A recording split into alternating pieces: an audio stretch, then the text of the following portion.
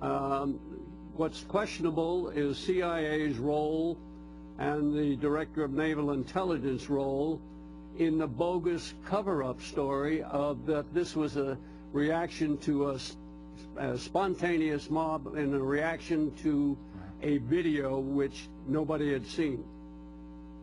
Admiral, as we listen to the White House tell the American people that this was about basically a 14-minute video that upset some people in the region that had run on YouTube, when they knew absolutely that that was patently false. And they talked about the fog of war as the reason for not making decisions, but they were so confident that they could say and get away with saying that it was about a video when they knew it was a terrorist attack. How can it be that someone in the military, the CIA, the national security team doesn't step up and say, wait a minute, we can't have this kind of nonsense going on as the President of the United States himself addresses the American people?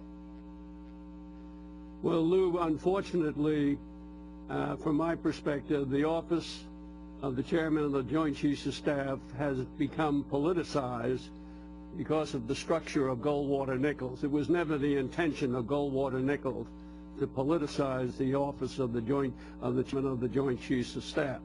And political correctness has infected, unfortunately, all the major levels of our military leadership.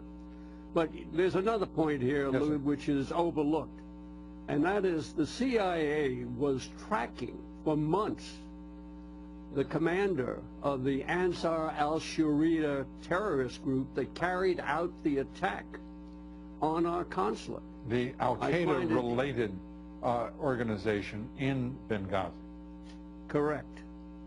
And I find it incomprehensible that they had no clue that this attack was going to occur, particularly when the consulate on 16 August put out a security message to the Department of State telling them about the out-of-control militias, heavily armed, roaming throughout eastern Libya.